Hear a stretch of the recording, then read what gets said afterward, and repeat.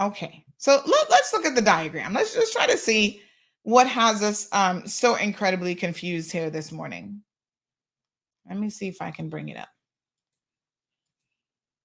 Let me see, where is that video now? Hurley's. Here we go. Let's see. National Roads Authority wishes to notify the public of significant changes being made to improve the safety and functionality of the Grand Harbour roundabout. To optimize traffic flow and enhance public safety, from June 2023, motorists will no longer be able to turn onto South Sound Road or Crewe Road via the Grand Harbour roundabout when exiting the Grand Harbour area. All right, so hold on now. So this is the diagram that's on the screen, okay? Where's, okay, so Scotiabank is over there. Over here on this side, this is Grand Harbour. So a whole new plaza, more homes and development has gone in directly in the Grand Harbour area. So motorists will no longer be able to turn onto South Sound Road or Crewe Road via the Grand Harbour or Crewe Road via the Grand Harbour roundabout when exiting the Grand Harbour area. Okay. Those leaving Grand Harbour will need to travel up along Shamrock Road and circle the next roundabout if... Yeah, and the next roundabout is like a stone's throw away. What is the problem? That roundabout that is currently at Grand Harbour is too complex a roundabout. And it's being used by pedestrians to go to the grocery store, to walk across. Listen, I almost killed a woman there about 2 months ago. Now, it would have been her fault because clearly she's seen a car in a hospital before. She literally walked out. She stepped right where, you guys know where, let me back up the video here. You see on the diagram where Scotiabank is, right? I'm coming off of the roundabout, right? So I'm looking to the right to make sure I have full clearance. She starts to walk off right there on the edge of that roundabout, like people coming from South Sound would come out that way. That's where she decides to walk and try to cross the road. Literally, I had to slam on my brakes to avoid hitting this woman. Her and her friend decided to run across the street, and I saw the look on her face, and I think at that moment, her life might have just flashed before her eyes. It would be fantastic if we could control stupid pedestrians, stupid drivers, people who shouldn't even have a driver's license. We need to, listen, we need to improve on all of those things. But road safety, part of road safety is actually road engineering.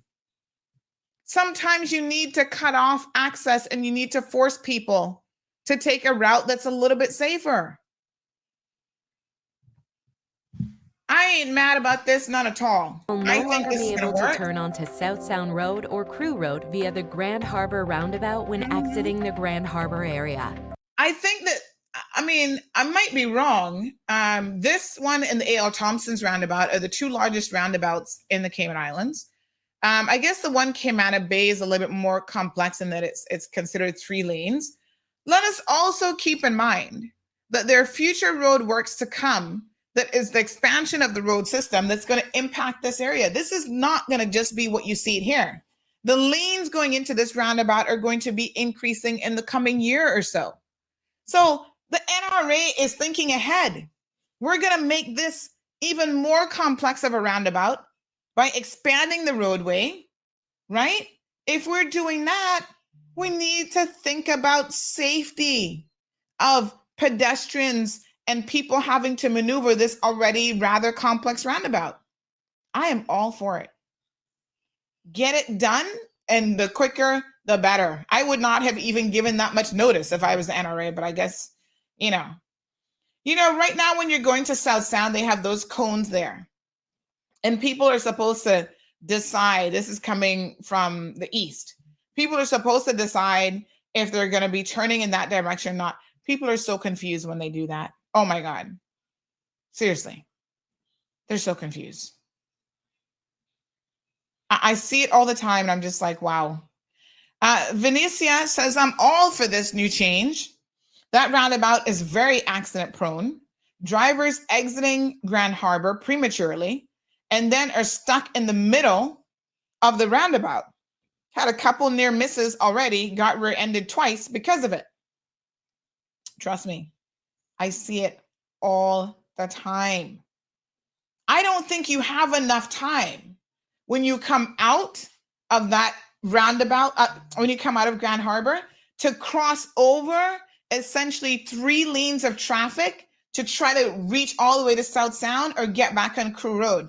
That is the biggest issue with that roundabout. You just do not have enough time to do it. And I've seen near misses. And there are people who should right now go straight down and come back up, and they're not doing it because it's an option. So they would rather take their chances. This roundabout and the one by A.L. Thompson's gives me anxiety. Every single time I traverse the A.L. Thompson's roundabout, it's like, be in the inner lane. If you're going this way, people are cutting across lanes. How many accidents do we have at these roundabouts? Maybe that's what the NRA needs to do, is tell y'all exactly how many accidents are there every day. Because if you don't see it, or if we don't post in CMR, maybe you're thinking that, oh, it's not that bad of a roadway. Good morning to Miss Kim. She says, need traffic lights and pedestrian walkways and yield signs might help. Well, that defeats the entire purpose of a roundabout, Miss Kim. A roundabout is to keep traffic flowing. If you're going to put in stop signs and walkways and all that stuff in a roundabout, then it no longer is a roundabout. It's something else. A roundabout is meant to keep traffic flowing. And you would never put, it's dangerous to put a crosswalk right by a roundabout. Didn't they do that down by Lizard Lane in that area in West Bay Road? And then they had to move it because you had people doing ridiculous stuff. One of the few accidents, I've not been, thankfully, knock on wood, I've not been in very many accidents in Cayman, but one of the few that I've had was at that little miniature roundabout there many years ago by Lizard Lane. And you know what caused the accident? Somebody stopping in the roundabout, trying to give way to traffic. I'm like, do y'all not understand the purpose of a roundabout? You should never stop at a roundabout to give anybody the right of way. You stop to check to see, look to the right, to see if you have clearance. If you have clearance, folks, you keep going. I'm like, who does this? Y'all don't even know how to use a roundabout. And then putting a pedestrian walk right in a roundabout is asking for people to get hit. I don't know. RD says that new development across from that roundabout will only cause a major nightmare when it is fully occupied. Great move, NRA. I agree, RD, that the construction in the area has contributed to what the NRA is trying to now do. And let's be very, very clear here. While politicians, and this is directed at the progressives, while they're now trying to make a power move with this and play politics, I find it interesting that their same appointed, planning boards who were there for eons, and them, they didn't have anything wrong with the development in that area. I'm not picking an aura or whoever they are that have developed in the Grand Harbour area. That's not my point. But my point is, they were making these approvals of massive construction projects and not thinking about the impact that it would be having on traffic, on the roadway, and all this stuff, not making that a priority, not making that a point of discussion.